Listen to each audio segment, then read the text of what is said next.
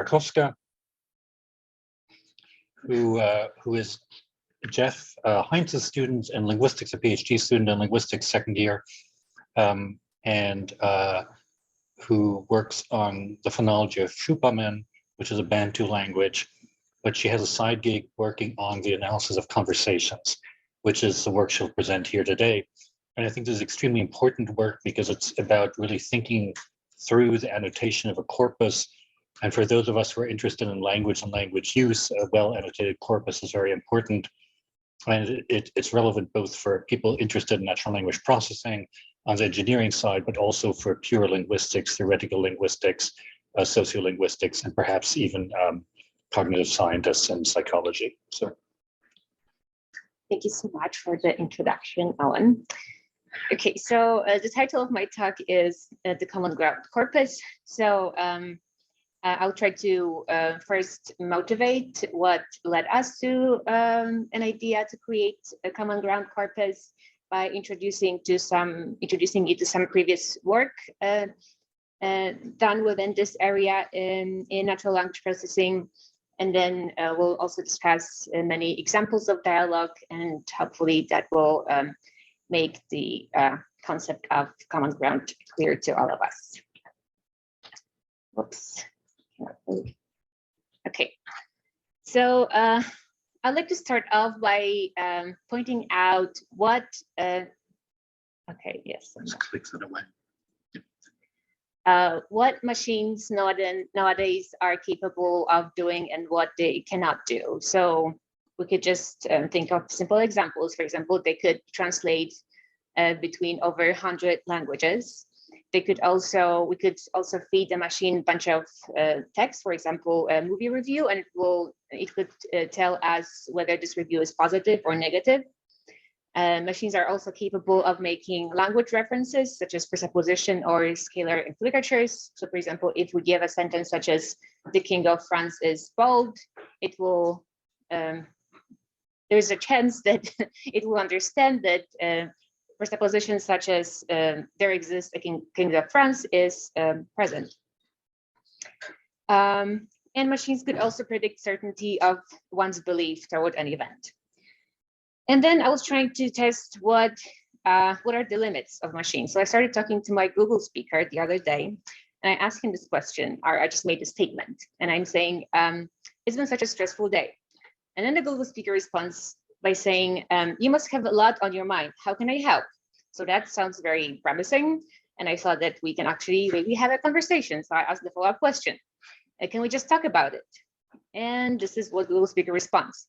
This is pretty interesting. Stellar sea eagle is the heaviest of all eagles. It can weigh up to 20 pounds.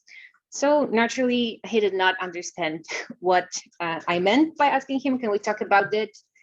So this is one of the applications, hopefully, that our common ground corpus could be useful for it. So let us take a look how the sample dialogue could be conducted with people, right? So again, I'm saying it's been such a stressful day, and for example, I'm talking to John. John responds, "You must have a lot on your mind. How can I help?" And I'm asking, "Can we talk about it?" So he will immediately associate it with the stressful day because this is something that I want to talk about. And he could answer something like, "Sure, do you want to tell me what happened?" So this is how we process the information as opposed to machines. And let us take a look at different examples. So let's imagine that I'm again talking to John, and I'm saying, "It's been such a stressful day. He did it again." And there are many possible options of how John could respond to such statement based on what we know about each other's cognitive state, right? So he has to quickly associate who is this he that I'm talking about and who's this it that I'm referencing to. So let's just assume that this he recognized that this he is the President Emmanuel Macron, and the it is the presidential election that happened last weekend. And by him saying, "Yes, what a relief," he indicates that he knows what is my attitude towards this election, right? He underlines the fact that I probably am the supporter of this particular candidate. But it could be also other situation is possible, right? we could live in a world where I do not support Emmanuel Macron, and John knows about it, so he'll probably answer something like, oh yeah, another 5 years of hell, just to like accommodate that we share the belief about my attitude towards the presidential elections in France. But there is also a possibility that he would not recognize what I'm talking about, right? There's no shared belief, no common ground between us, and he'll just ask, what are you talking about, right? So I'm trying to point out with those examples how important the common ground that we create between speakers is for continuing the conversation. And I would like to introduce the concept of common ground by this quote by Ludwig Wittgenstein. So he said that if a lion could talk, we could not understand him. So what does it mean? So even if there's a lion in front of me and like magically he starts talking English to me, there's a very little chance that we'll actually understand each other because he was living in totally different environment. Like we never encountered each other. So even though we would end up speaking the same language, we'll probably not even understand each other. Or if we start understanding each other, he'll probably not be a lion anymore, but he'll be just, you know, someone who I have known for a little longer than just a second. So I hope that I made it. I made the point so far that establishing common ground is crucial for continuing, for conducting a successful dialogue. And so the concept of common ground could be understood in general as a set of mutual beliefs between interlocutors. And many different researchers were providing different definitions of what common ground means to them and how we can analyze it. So for example, in Clark 1996, we have the following definition: two people's common ground is the sum of their mutual, common, or joint knowledge, beliefs, and suppositions. However, Stonelocker 2002 defines it in the following way: it is common ground that phi, which is a preposition, for example, Biden won the 2020 presidential elections in a group if all members accept that Biden won the 2020 presidential elections, and that all believe that all accept this preposition, and all believe that all accept, etc. Right? So we have this repetition here. But no matter what type of definition of common ground we are looking at, there is always this important notion of belief that is used to describe the concept of common ground. And I just want to make clear how we understand the concept of common ground for the purpose of our project. So a preposition will become a common ground between two speakers, A and B, if speaker A believes this preposition and speaker A believes that B believes this preposition, right? So there is this important two-way distinction. And it has to be, again, this repetition, right? So we would continue by saying that A believes that, B believes, etc. Just because I'm sure that we all know the two generals problem that could explain why this repetition is crucial here. And just to remind you of what it means. So there are two generals. They're trying to fight some common enemy, some village, right? And the only way to, and they are situated at opposite side of this village that they are trying to fight. So the only way to communicate, the generals can communicate with one another is by sending a messenger. But the messenger can, on the way, be maybe kidnapped or killed by the people. So they are never sure whether this message will be delivered to the other team. So when General A says, yes, let's start fighting tomorrow at 9 a.m. and please make sure that he will confirm that, right? So I'll not start fighting first. So the messenger goes there to team B and he makes sure that this is what team A wants.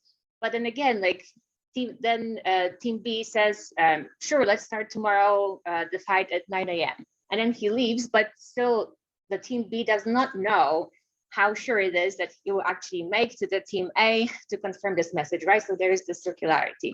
And without knowing, like, it will be much easier if they actually could see each other, right? That's why this repetition is important for common ground in dialogue. So now I'll try to summarize how detecting belief was approached in natural language processing area. So there have been many corpora constructed for this purpose, such as fact bank or meantime, present public, commitment bank. Even though they differ on how they approach the problem of how we can detect the speaker's belief, there is something that connects them all, right? So what they want to achieve is that the researchers are trying to study linguistic cues that can inform us something about the person or the entity that conveys a certain piece of information. For example, whether the person believes that the event that they are talking about really happened or not.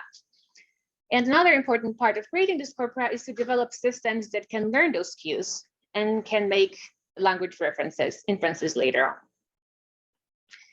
And because of the time limits, I decided to just focus on the last two corpora. And I will briefly talk about their setup, how they approach the problem of belief. And I will try to point out to the critiques that we found in those corpora that led us to an idea of creating a new, hopefully improved corpus of common ground. So to begin with, all those corpora started with this initial hypothesis that there is a set of matrix predicates that are subdivided into different groups of predicates based on what kind of inferences they make regarding the event that they embed. So for example, the first distinction that was made in the late 60s by Kiparsky and Kiparsky was a distinction between factive and non-factive predicates. So an example of factive predicate is a verb no, right? So it doesn't matter if we put no in question or negation, it will always indicate that the speaker believes in the event that is embedded under this predicate no. So for example, if I say, does John know that Mary's cat eats too much? If I say that, I must believe that Mary's cat eats too much. And on the other hand, we have non-factive predicates such as think. So if I say something like, does John think that Mary cat eats too much? It doesn't necessarily mean that I believe that Mary cat eats too much, right? So researchers thought that this might be an important indicator of the state of our belief. And another distinction that was made in 1971 by Karttunen was a follow-up from Kiparsky and Kiparsky's work. So he added one more distinction of semi-factive verbs that are basically behaving more or less the same as factive verbs, but in certain syntactic structures, it will not be so clear whether the speaker shows full belief in the embedded event. So for example, if I say, did John discover that Mary is cheating on him? I'm implying that I believe that Mary is cheating on John. But if I say something like, did John discover that Mary's cat eats too much? It's not sure what is my attitude towards the event Mary's cat eats too much, right? So it could be something with the semantic meaning of the verb eat versus cheat, or it could be something with the aspect, progressive versus just simple present.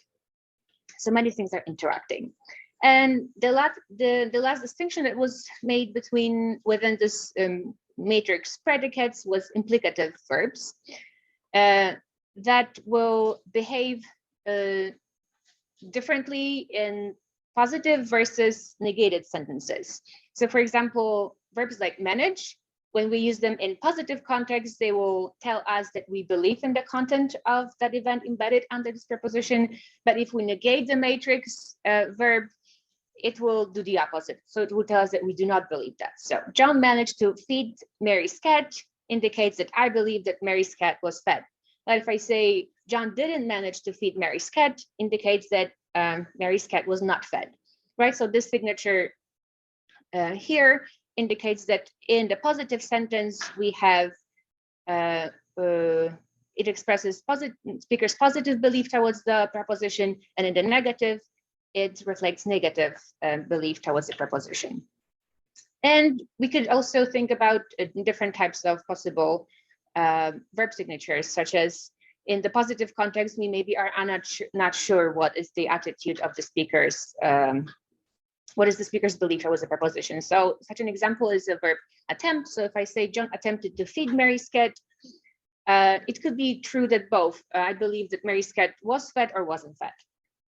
But when I negated the content of the embedded clause, will express that I don't believe so. So if John didn't attempt to feed Mary's cat, so probably what I mean and what I believe in is that Mary's cat was not fed. So those lexical semantics, looking at the verb signatures is very important.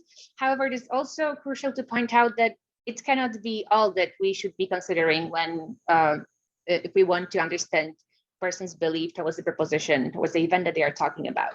What is also important is the form of the embedded verb. So there's a difference between saying John didn't remember feeding Mary's cat versus John didn't remember to feed Mary's cat. So if I say John didn't remember feeding Mary's cat, I indicate that Mary's cat was not fed by John. But if I change the gerund form of the verb feed to infinitival forms such as John didn't remember to feed Mary's cat, what I mean is that probably Mary's cat is starving because John didn't feed him, right?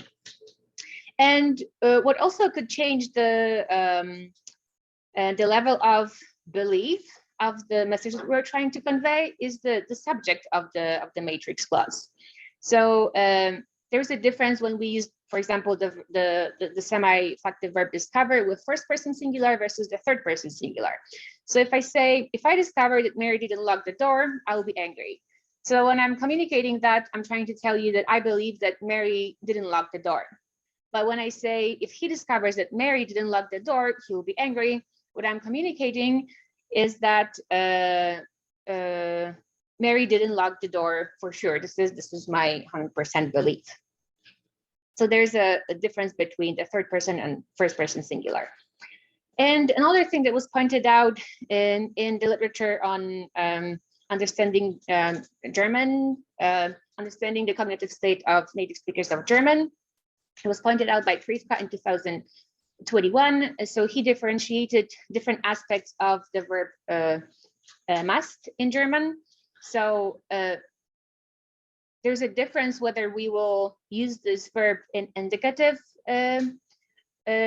sense versus subjunctive sense, right? So if we say something like Max müsste zu Hause sein, which is translated into English as Max must be at home, using the subjunctive form of the modal verb, we're indicating that this is our belief that Max must be at home. And it could be, we could deduce it from the fact that maybe I'm standing in front of Max's house and I'm seeing that the lights are on. So I believe, therefore I believe that he's not at home. But if we use the indicative form of the verb, like Max müsste Hause sein, which will be translated into English exactly the same, Max must be at home, we are indicating that this is not just my belief that Max is at home. This is probably all of our beliefs, and we maybe know so because it's 7 p.m. and Max is always at home at 7 p.m. So this is the situation where I would use that form. So there's a lot of magic happening here, right? We have different types of predicates. Those predicates can form different form of other verbs that they embed. We can use different different subjects that could change our level of belief, etc. So how good are we as people at recognizing those messages that are encoded in sentences like that? So let us first take a look at one of the corpora that was approaching the notion of factivity and belief. It was, the corpus is called RP and was developed by Ross and Pavlik in 2019. So what they looked at is a certain group of sentences that follow this syntax, right? So there was a verb followed by that or to, and then followed by verb phrase or sentence. So for example, I said that X, or I managed to X, right? So they were interested in only those types of syntactic structures, and they were looking only at positive sentences. And they automatically generated the negative equivalents of those sentences. And they did it because they were interested in knowing whether negating the main predicate will affect the status of the belief of the embedded clause. So they constructed those premise hypothesis pairs. So premise is the sentence. So for example, I managed to finish this presentation on time. And the hypothesis will be that the presentation is done, it's finished. And I did the same for the negated context. And one of the shortcoming that can be pointed out at this stage already is the automatic generation of the negative equivalence, right? Because those sentences were not constructed by humans. We ended up at things like sentences like you've not got to be kidding me. And I'm sure that none of you probably have ever heard that phrase before. So my point is, how can we expect people to understand what it really means if we don't really use phrases like that? And another important thing that we found in this corpus is that they pointed out that the verb signatures that were marked as very important in the literature in the 70s is not maybe so, we should not be treated as seriously as they suggested we should. So one of the famous verbs, factive verbs, know that should always, regardless of the context that we are using the sentence, it should always indicate that what follows now is something that we believe in. So they tested it on different annotators, and this shows that it is not the case that the annotators think that the speaker who uttered those sentences is certain about the belief of the embedded predicate. So in this example, everyone knows that the CPI is the most accurate. The speaker marked it at the scale 1.7 out of 3 possible. So the scale was from +3 to -3. That he says that he believes that the speaker who said that is 1.7 certain that the CPI is the most accurate, right? And the same judgment was represented for the negated sentence. However, in the very different examples, such as I know that I was born to succeed, the confidence level of the belief is lower, right? So what is going on? And this corpus also collected all the people's judgments and showed that whatever the verb signatures suggested in the literature before is here, it should be represented here in those gray squares, is not necessarily what matches people's judgments, right? So we see that dots represent people's judgments regarding the verbs that they were trying to analyze. So we see that they are scattered all over not all over the place, but still there are many outliers, right? So that suggests that there's a lot of variability that we need to know how to interpret. So what are the takeaways from studying this corpus? So first of all, as I already mentioned, the verb signatures are a good indicator on average. However, we must allow for some gradients, right? So the context is also important.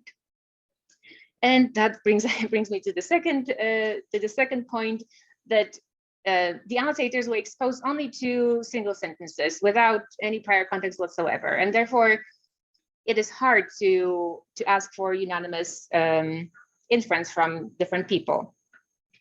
And data should not be automatically generated, right? Because then we come up with those very fake sounding examples that will be hard to analyze by people. And finally, annotators were asked to make judgments from their perspective. That means that they could use their previous knowledge based on their previous conversations they had, and they encountered, similar phrases like that. And therefore, that also led to this variability. So we should be careful when it comes to the instructions that we are giving to the annotators for the corpus. And now let us take a look at the second corpus called Commitment Bank, developed by de Marneff et al. In the same year, 2019. So they also looked at very specific syntactic contexts. They were interested in 4 different types of sentences. So they were interested in negating in the matrix, they were interested in sentences where the matrix predicate is negated, it's in question, it's followed by a modal verb, or it's in the conditional. And a good improvement that we observed in this corpus is that they did not give only the sentences of interest to the annotators, but they also provided them with some prior context that consisted of 2 sentences, so that they could have a better idea what the conversation was about. And let us take a look of how it was set up. So here we have the sentence in bold is the target sentence, and the two sentences prior to that is the context. So I'll just quickly read that. So Sally says, and at that point, the warehouse was over across the road, and it wasn't air conditioned, and we were there in the middle of the summer. It's unair conditioned, it was dusty and dirty.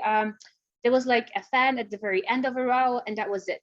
And so we didn't really know, we weren't supposed to, we thought TR dress was just dress appropriate to your job. And Jim responds, Sally, we wore shorts, we didn't know, that was a big no-no. And now the prompt is, so what annotator is asked actually about is, tell us how certain Sally, which is the speaker who utters the sentence, was certain that wearing shorts was a big no-no. And they again have this scale from 3 to -3, and they are asked to judge how certain they think the speaker are about this proposition. And just to show you again that there was a lot of variability. So for this particular example, those are the answers from the people. So only one person said that they are certain that Sally believes in that statement that wearing shorts was a big no-no. And this is something opposite that we would expect, right? Because just to remind you, no is a factive verb, so we would expect majority of the answers to fall on this side, right? But there is huge variability. So what's going on?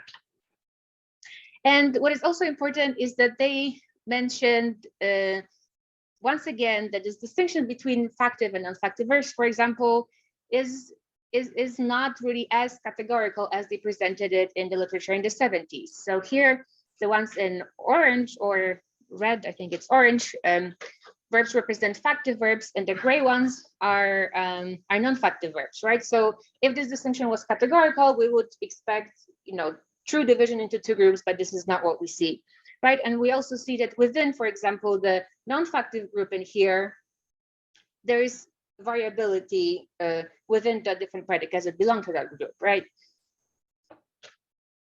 Okay, and another thing that they found after analyzing the annotators' judgments was that the subject of the predicate of the matrix subject that is associated with the predicate of interest can change the level of belief to the preposition. So for example, when we take a look at C, they found out that if the subject was first person singular, I, then the annotators were saying that they are not really certain about the belief of the preposition that follows that.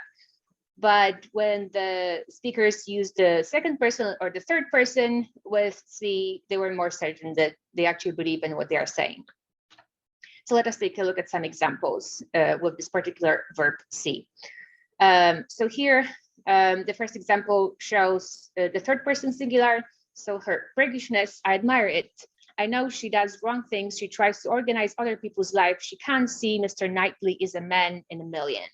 So now the question to the annotator is, how certain do you think the speaker is that Mr. Knightley is a man in a million? And they said that they're pretty certain, right? We still, again, see some variability, but most of the cases are here 3. But if the matrix subject is changed from third person to first person, we see that the judgments also change a lot, right? So we have actually all of the judgments are more negative, which means that the annotators think that the speaker does not really believe in that statement. And just for the purpose of time, I will probably not walk you through all the examples.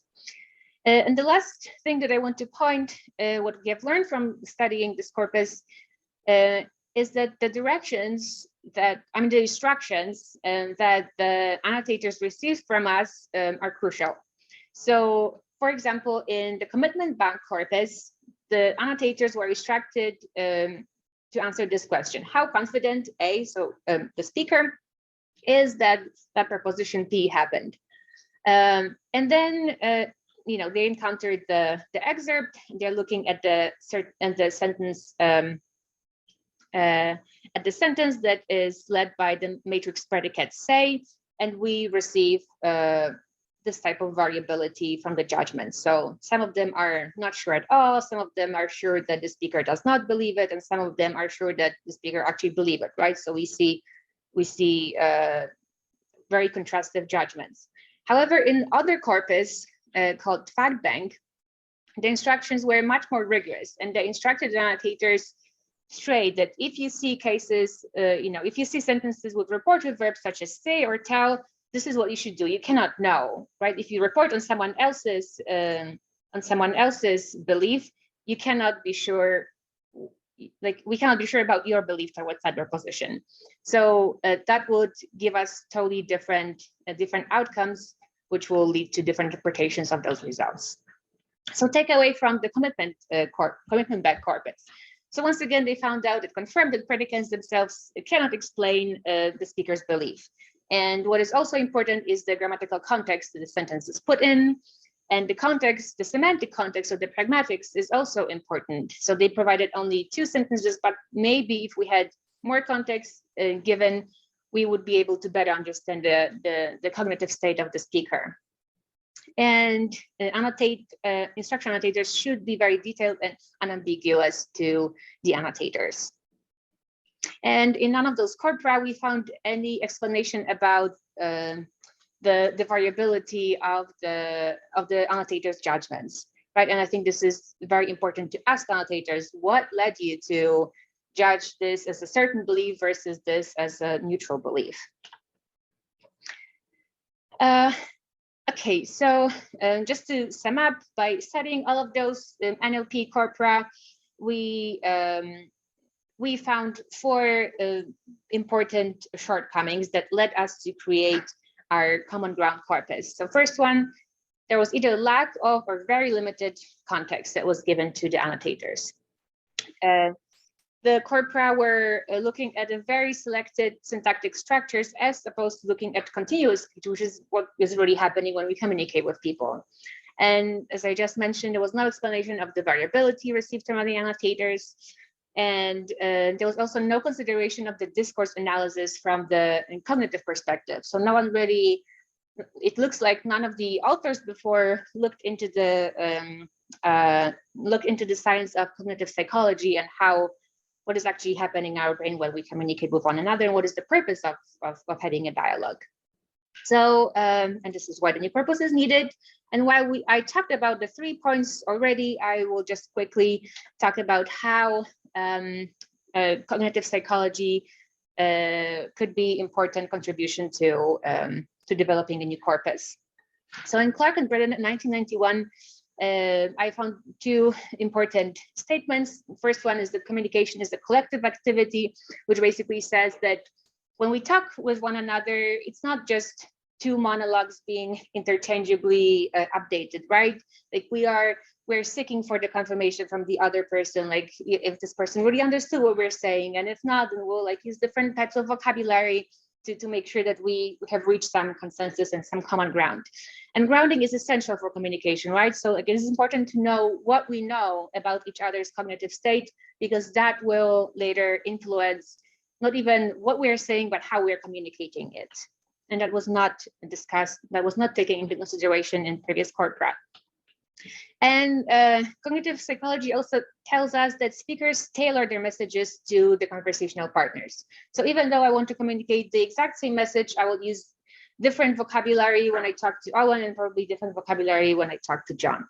And just to show an example of what it can be, let us imagine a situation where this is the message that I'm trying to convey. We are going to play tennis with Gaurav, right? And I will show you 2 scenarios. So in one scenario, I want to talk with a colleague from IACS, and I'm saying, we're going to play tennis with Mr. President, because I know that the term Mr. President is already established between us, and he will probably understand who am I referring to, right? So this is my choice. I choose to call this person Mr. President and Gaurav. And I know that this grounding, this common ground is recognized, right? Because this person is responding, my IACS colleague, he's a good player, let's do it, right? But let's imagine that now I'm talking to someone from outside of this institute who doesn't really know Gaurav. So I will say probably something like, we're going to play tennis with Gaurav, a C student from IACS, right? So I'm giving this additional information to introduce the new speaker. And this is where the grounding is happening. And after after that, this person that I'm talking to will have some point of reference to who this person can be. And if I say something like that, it will be silly if this non-IACS person responds like, great, he's a good player, right? Because he doesn't know this person, he cannot say that. So he'll probably ask a question, is he a good player? So I hope that help us to understand how grounding is important in communication and how we tailor our messages to the actual people we talk to. Okay, so now I will talk until the rest of my talk. I will focus on the corpus that we are in the process of building. So this is the corpus. We will be annotating speech for common ground. And the background corpus that we use is called Call Home. And it's those are dialogue between family members or very close friends collected in 1997. And those are unscripted phone conversations produced entirely naturally between two interlocutors. And because of this natural aspect of this conversation, we believe that those conversations will truly reflect the interlocutor's cognitive states.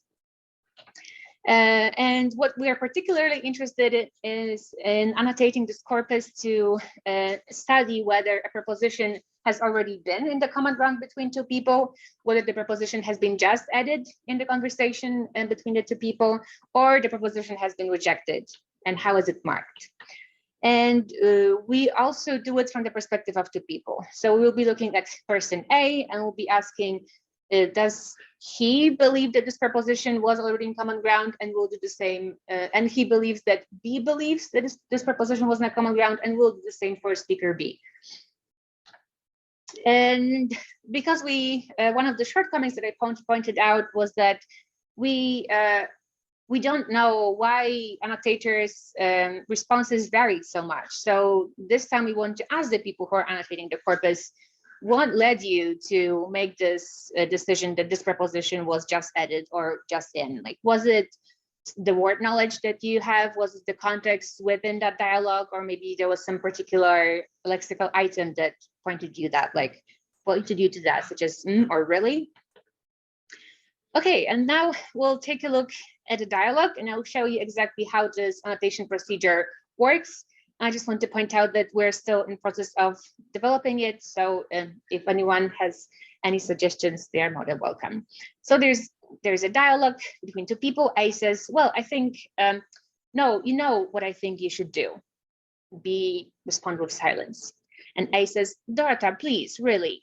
And the response, I mean, I'm just imagining that this is this intonation. And A responds, the package of henna, share it with Magda. And B responds, Magda is gone. So before we dive into the analysis of this excerpt, I want to say thank you to the undergraduate linguistics students who are helping us with developing the annotation manual. So thank you, Clara, Alana, Lawrence, and Erica. You are doing a wonderful job. So this is what we're creating at the moment. So we're looking at the dialogue sentence by sentence. And the first step is to identify the entities, which are basically the people that are being mentioned in that sentence, the entities or things that are being discussed. And we're also interested in recognizing what is the event itself. And because here the event will be marked with the predicate, we have a lot of embedded events that need to be discussed within this one sentence. And those two columns have been recently added. So we are interested in knowing what is the belief status of the two speakers when they, at this moment of the conversation, when the sentence is being uttered. And what is the common ground from the perspective of speaker A and B with reference to that sentence at this very stage of the dialogue. So it's I'm trying to point out that that common ground is incrementally updated, right? And it can change. And this column Y indicate so here we're asking the annotators why did you make this decision? Why did you judge that this event was just added to common ground, but why here you decided to remark that the event this was rejected from the common ground from the perspective of B? And the pragmatic section will become clearer in a second, I promise. So here the sentence is, well, I think, no, you know what I think you should do, right? So the entities we recognize is I, and I relates to the speaker A, and you is entity recognized by the speaker B, so the speaker who A is communicating to. And the first event is basically the entire sentence. So A thinks that B knows what A thinks B should do. And this has been just added. We are not seeing anything, there is no reason to think that this event was not added to the common ground. This is why the annotators marked it as just added. And now we have to drill into the details of this expression, right? So now we are interested in the embedded event. So B knows what A thinks B should do. So at this stage, we already heard this entire sentence, so we are assuming that this event already is in common ground from the perspective of A and B. And the same happens with A thinks B should share the package of henna. And again, because we already heard this sentence, this event is already in common ground. But then interesting things start happening when we take a look at this very, the most embedded event, so, which is B should share the henna package. So while from the perspective of A, who is uttering this sentence, she assumes that this is the common ground. This is the belief that I think is shared between us two, that B should share the henna package. But B disagrees, and we know that from the B's response, right? So even though B didn't say anything, we treat this silence as actually a rejection of this event. And this is why we know for sure that this event was rejected from B's common ground. And also this line tells us that there is an update of the common ground from the perspective of speaker A. So at the beginning, she thought that, oh, this is probably something that is shared between A and B, but then she hears, this silence that may indicate that, oh, probably B does not share this belief of this event. So she updates her common ground. But what happens next is that, she still has hope that this event, that B should share the henna package with Magda, could be the part of common ground between those two. And she's saying, Dorota, please, really. So, and what in the pragmatic section where we're explaining what does the speaker A mean by saying that? What she means is that she's again implying that this is what should happen, right? Like, please share this package with henna. Share this package of henna with Magda. And from the perspective of a common ground of B, like she still doesn't think that this is a good idea to do. She doesn't believe that, right? And we have it confirmed by B response, which I suspect is something like, right, no, I don't want to do it. And then again, A updates her common ground. Okay, so this event that B should share the henna package with Magda is rejected from common ground. This is not what we both believe in.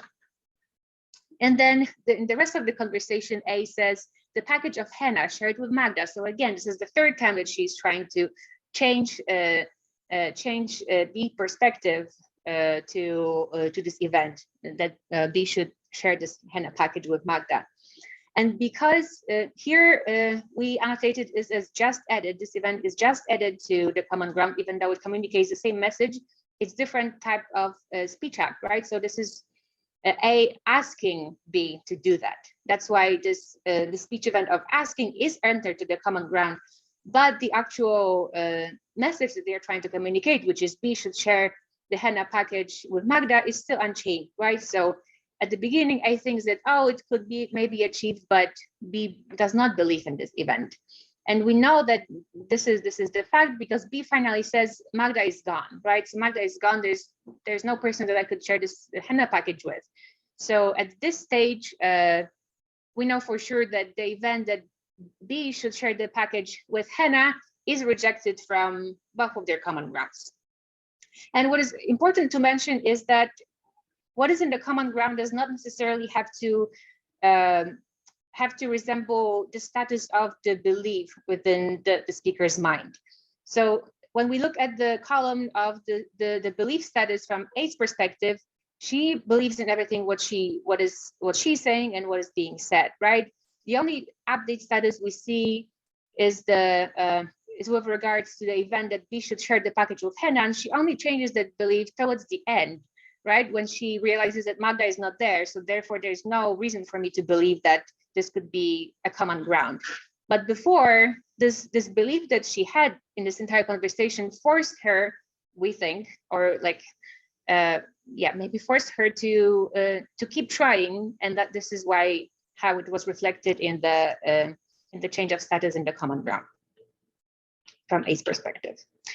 So what are the next step of the corpus? So now we are just looking at the dialogues in the written form, but we also want to listen to the actual audio recordings, which we believe that could add some information that is missed just from the written form. And then we want to update the manual accordingly. And over the summer, we're also planning to create an interface to automate the further annotations. And so at the moment, we just have 4 annotators, but once we annotate in the form, we could ask Amazon Mechanical Turkers to make those judgments. And the plan is to create the instructions as easy as possible, so everyone can tell us what is their insight about the state of belief of the people who are having this dialogue. And we believe that creating a corpus for common ground will be beneficial to both theoretical linguists and computational linguists, and maybe even to AI machine developers.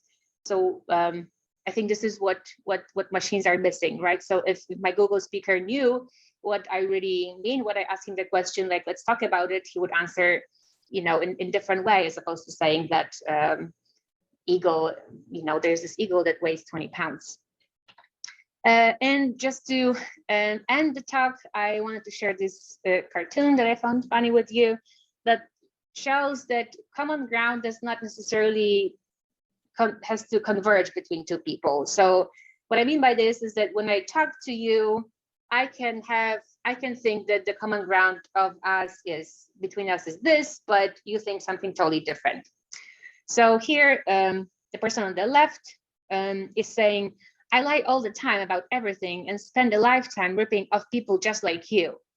And then the person here on the right responds, love how that drives liberals crazy, right? So even though the person on the left explicitly says, and that, I'm lying to you, the other person refuses to believe that, and he thinks that he's only saying that to piss off, the other group of people.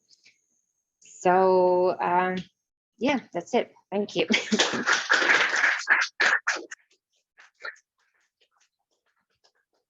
We have some time for questions. Do you want to take questions yourself? Yes, I could do that. I'll monitor the Zoom room if there is a question from Zoom, but I'll do first take in the room. Okay, Scott. Okay, so you're bringing all this work to expand and make a better corpus, but it seems that a lot of the common ground stuff is affected by prosody. Yes. And it's not text-based. So do you have a plan to implement that as well? Because I think for almost any sentence, you can change the meaning. Even the one you said had to be, there's the one about cat food, attempting cat food. I think with contrasted focus, I can get that to mean that they did feed the cats. Even right. If they didn't attempt, like they didn't attempt, they did. So I think that prosody should be. Absolutely. Could you just summarize the question in one quick sentence, please? What Scott just asked? Yeah. Okay, so Scott asked me whether how important we think prosody is for detecting common ground, and he suggested that it should be very important and it could change the meaning of every possible sentence, maybe. And yes, I agree. But first of all, it will be a lot of work to do both at the same time. But I also think that it's interesting to see what we can infer about people's cognitive state from the written form of the dialogue, and then listen to it, like when we take a look at the written conversation, we don't want to be affected by what we hear, so that in the future, later we can compare what is the amount of information that is being added from the prosody itself. So this is definitely next step. Thank you.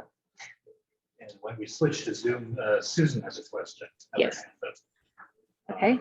Thank you so much for this great talk. I really enjoyed it. And I think this work is really creative and needed if we're ever going to make progress in human computer dialogue. Okay, so I love your henna example because it really documents the asymmetry as people's mental states evolve over the course of a dialogue. So one person also realizes that something is a certain way before the other one does. So there's this great asymmetry that you also capture with respect to the propositions that are moving along.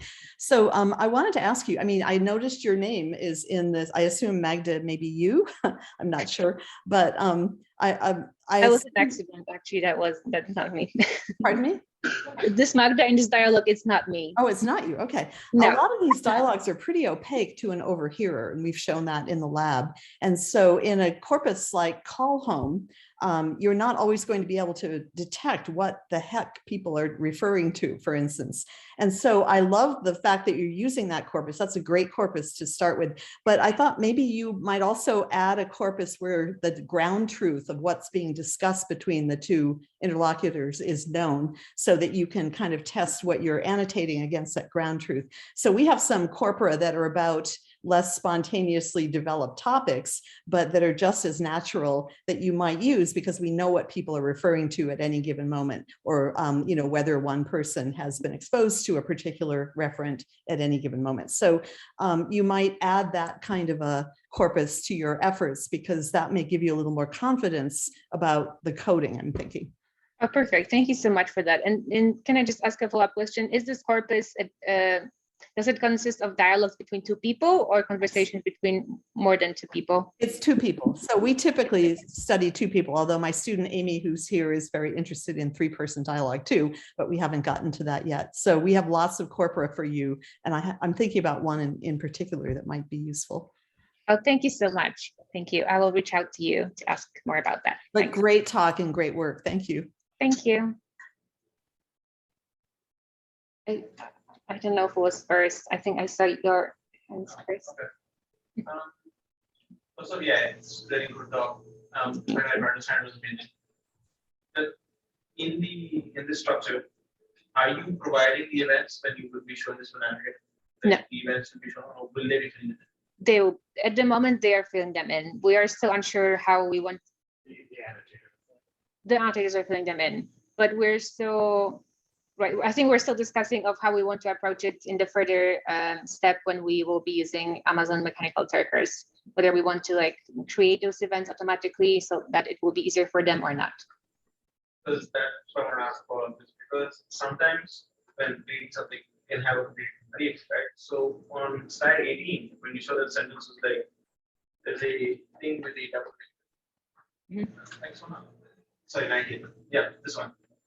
But maybe everyone's judgments out. The negative that means that they believe that the speaker does not believe what they're saying, right? They're certain that it's not true.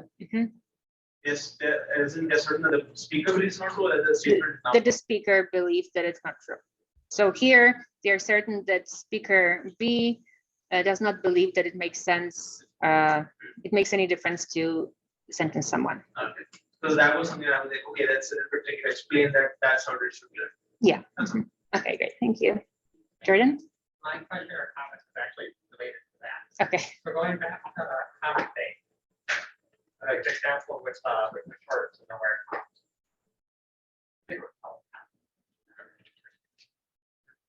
Yeah. So there's this issue which is that people judgments are all spread out and a lot of them are completely backwards. I'm wondering, so this semi-factive is cognitively practicing task, right? And the way that the scale of the box is worded, I think, made it harder for me. So when I initially read it, I thought it was a mistake. Right. So the question is, sort of Sally, how certain Sally was that very first. No, what is being negated here? Is it that Sally's certainty that we're in first with the no, or that they were towards you have the no from the no. So you have like several negatives interacting. Like this combined with what Scott said about constantly I hope explain the spread. And I think the suggestion that it's to be very careful with how you present the task. Right. Absolutely. Also to follow up on this one, specifically, it seems to be ambiguous at what point in time you're referring to Sally being certain about. There's a time where they initially wore shorts, and then there's a time where they're saying they did know it was a no. Right. So the prompt actually refers back to this to the sentence in bold. Right, but I'm just saying it adds that level of. Of confusion. Okay. Yeah. Yeah. She's Okay. I certain see. In the present moment, she's certain. Right. At that moment, Yeah. exactly. Got it. Okay. Yeah. So it's probably worth taking a lot of time and thought figuring out how to present this stuff. Absolutely. Can you And- just summarize a comment in one sentence? Okay. Do I have to do it? So Jordan says that a lot of care must be taken because of negation. exactly. Yeah. So what Ellen says. So yeah. So Jordan and the rest pointed out that it is important to first know the exact time reference, and so the people who annotate the corpus should be instructed using very detailed instructions to what they should take into consideration when they present their judgments. But I think I want to read for this sentence where you said there was some sort of Sally was very from when she was saying this thing. That would clarify whether it's referred to this moment or whether it was that. So Right. Just having a longer prompt would be, I think. Would be more useful. Okay, great. Okay, Thank you. We need to wrap up. Right. Thank you very much. Thank you.